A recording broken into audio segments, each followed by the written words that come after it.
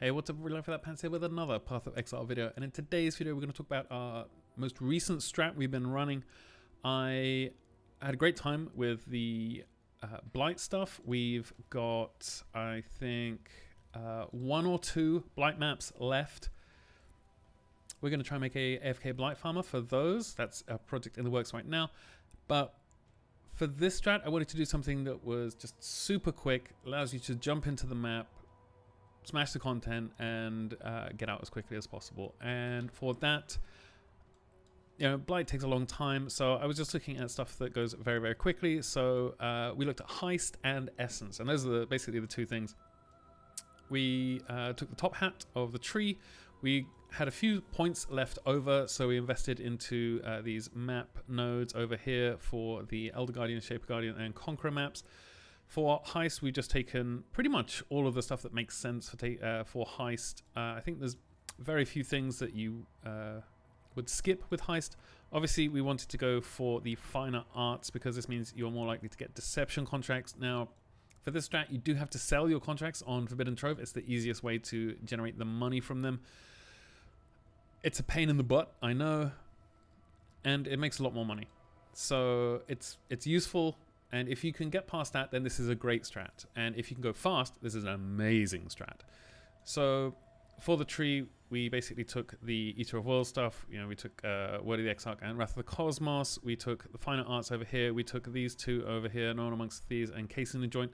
We took Friends in High Places because you more like get precious and high value targets, which can help a little bit. We're taking the Light of Dawn, so you a 50% chance to get a Searing Exarch altar as soon as you spawn influence. We've taken the map nodes because that means we just get, you know, higher tier maps all the time. That's really, really good. We've got the Nico Tech over here because 1, 2, 3, 4, 5 points is crazy good for what you get from the Nico stuff. This mining byproducts gives you 10% chance to contain an equal amount of azurite when you hit the sulfite nodes in your map. So when you go and boop those, then you have a 10% chance to get the same amount of sulfite you would have got as azurite. And this works even when your sulfite meter is full. Even if you have full sulfite, you can still get 2k azurite, which is really good because you can just go to Nico in the mining area and buy all the single socket resonators. They go for 125 for a divine right now. So you can just go and buy those with all the azurite and then sell those. It's a great like passive income thing to do. And we blocked everything apart from Heist. That was it, really. We took the Essence nodes as well because Essence is very, very quick. And let's just have a look at a map. I got one here, so I just chiseled and out the maps. I've got a Sulfite Scarab, we got a Cartography Scarab, and just 2 Sacrifice Fragments. That's it. That's the end of the preparation. I also put on generic monster pack size sections because I'm a huge fan of those. And okay, so here we go. You'll see. All right, I'll just go and kill these dudes over here. But when I click on this, you'll see it says 0 sulfite, and I've got full sulfite. But if you get if it spawns the 10% chance to get the azurite as well, then you still get it. Doesn't matter if you have a full sulfite meter or not. And this also, you can see here, you have increased movement speed, damage, and additional maximum Ellie res. So you get 1% extra Ellie res for each one of these things you hit. 15% move speed, so you get 45% increased move speed by the end of when you hit these. I go for if I see these at the beginning of the map, then I go for them straight away because I just get extra move speed. They're really, really strong. This guy's chunking me a little bit here.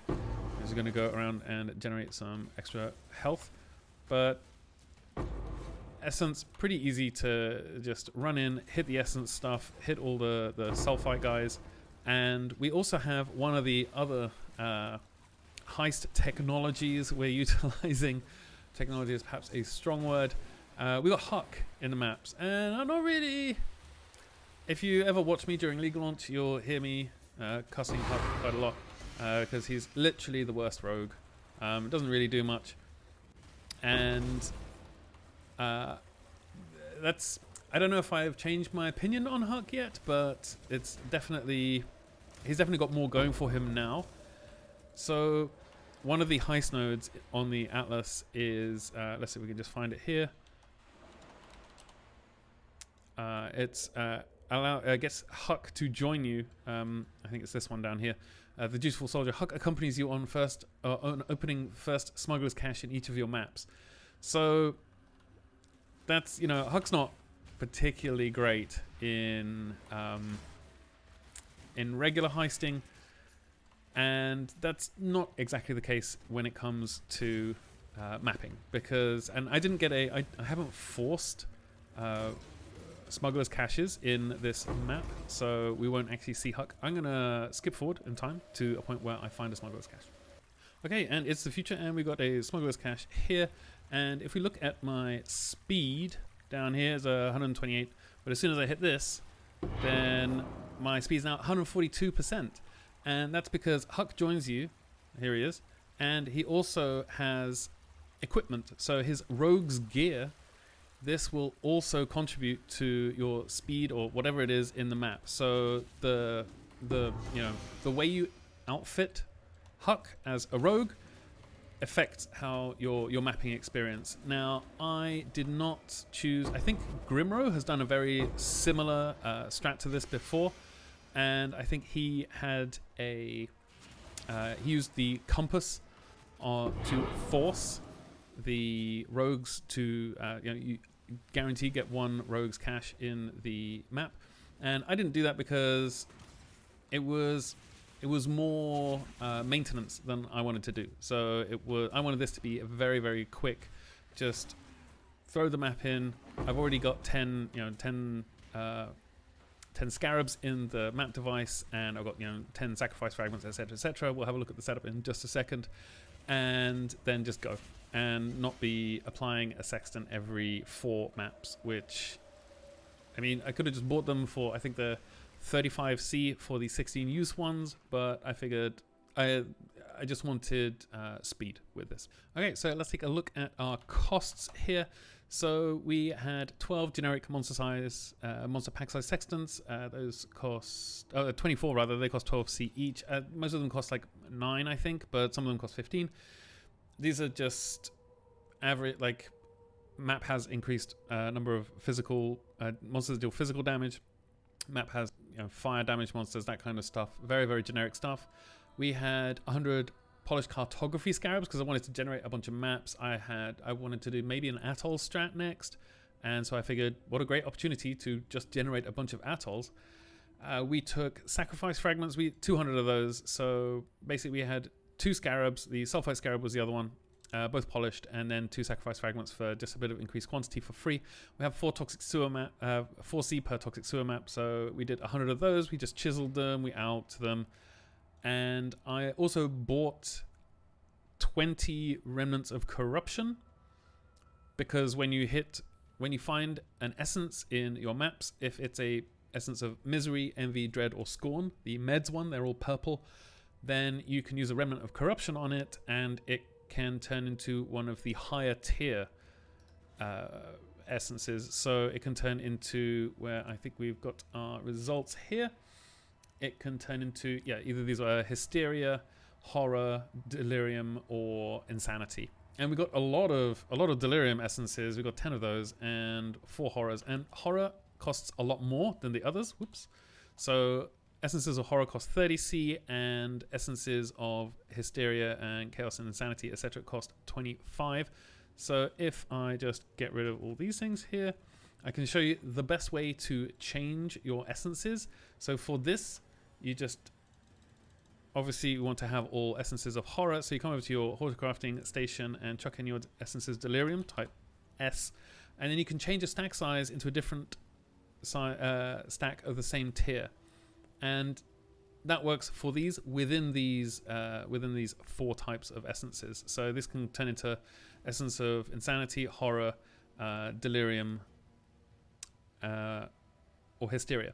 And you can do this for all of them. So you can turn them all into essences of horror, which is obviously the ones you want because those are the most expensive. So it costs 30C per roll, and it's, I guess, a 1 in 3 chance. So what I do is, after I've got all my essences, I just chuck them all in here and then change them all into essences of horror, and now they're much more expensive. They also obviously sell in bulk a lot better as well. So looking at our results, you can see here we've got, I think, around 500 or so maps, I think. Quite a few, or maybe not 500. Maybe some quick table maths here, maybe 200 actually, 200 and something maps. We got a few Conqueror maps, just 4 of them. We got a few Guardian maps, Elder Guardians, Shaper Guardians, etc. Now, for the contracts, basically I've got all this in here. These are the essences, etc. These are not counted in the Excellence Next data. We got a bunch of bubblegum currencies. We got lots of, Awakened Sextants, etc. We got 1 Divine Drop, which is 2 less than we did the last time, I believe. We got 63k rogue markers in total, which I thought was pretty decent. There were a few things I didn't count in here. We dropped an Eyes of the Great Wolf, so obviously I'm not going to include that. We dropped a Patient card from a Divination Strongbox, and we dropped a Dragon's Heart. Now, Dragon's Heart is actually world droppable from level 78 onwards, so I'm not sure how often these drop, but it's not improbable that you get one of these in 100 maps, but I didn't want to include it anyway. I didn't include any divination cards. So looking at the Excellence Next data, we made 23 div basically flat on the 100 maps, which is not a huge amount. It's 5,666 chaos. But when we combine that with, because I've taken all the essences out and it's made a new capture. So it was actually 6,500. Maybe if we take another snapshot now, then it will capture the extra essences.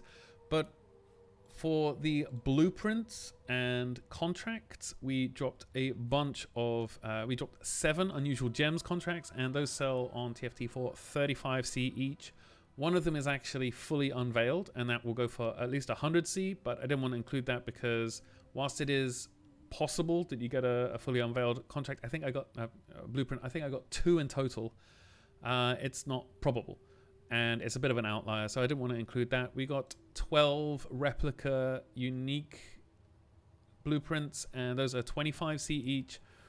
We got 35 deception contracts, which go for 8C, and that's largely because on our tree we have taken the finer arts, which is a heist contracts in your maps are 100% more likely to require agility, deception, or engineering. So we're 100% more likely to get deception contracts from this. And then we also got other contracts for 137 other contracts. Some of them are priceless contracts, which go for 2C. Some of them are perception, which go for 2C. Some of them are counter thaumaturgy. I didn't want to add them all in. I figured just 1C each is fine. 1C is the baseline for any, if you're selling demolition contracts or brute force contracts or something like that, you'll get 1C for them. I didn't want to include in the 1.5C. I think this is fine. But this brings us out to 7,500. So 7,545 chaos for 100 maps, which is 30 div, which is really, really good. I mean, that's 75C per map and 62C profit per map. And that's very, very good considering how fast you can run these. So if you're making 62 chaos per map, I think I have oops, let me just bring up the calc here. I just closed it by accident. So if you're getting 62 per map, it took me around 2 minutes maximum. So just times that by 30 and then divide by, was it 245 for a div? So you're making 7.5 div per hour in only profit from doing this strategy if you can run these maps fast. And that's, I mean, that's like 7 hours, or maybe 7 hours for an apothecary card. That's not bad. That's not a bad, and this is a very, very easy strat to do. It's very maintainable. You don't have to, go and buy lots of different, you don't have to go into a bunch of places to buy a bunch of different materials for mapping. It's very Alcan Go friendly. I think it's really, really worth it. Let's just go and talk about Huck very quickly and what I would suggest you do on when you're using Huck in this strat, because obviously the gear matters. There's one thing you need. You basically need an arrowhead of whatever. Remember, Huck can only get up to level 3 in all his jobs. So if you get an arrowhead that says requires level 5 in any job, he won't be able to equip it. Just get an arrowhead and alt spam until you get Grant's level 15 haste skill. Because then Huck gives, that's why my movement speed went up, is because Huck gives me level 15 haste aura. So our movement speed goes up, our attack speed goes up, so if you're an attack-based build, this is also very good for you. But it just gives basically level 15 haste of movement speed. It's so comfy. It makes it so much better. So get Huck to literally level 3 in any one thing, or level 2 actually. Get a flanged arrowhead and just alt spam it until you get level 15 haste. I think it has to be eye level 75. Mine is exactly eye level 75. So I think it's eye level 75 for the haste to roll on that, and that's basically it. This was a really, really good strat. If you don't like selling stuff on TFT, this strat is not for you. If you're fine with that, because honestly, bulk sales on TFT go very quickly. I have priced these very conservatively according to the API. I think the API has this at like 37 and this at 26. These are at 10C, I think, or 9, and these are all at like 2. So these things, they go, you know, you'll be able to sell them at this price very easily. I wouldn't be surprised if you could push quite easily 8 div an hour with this if you're fast.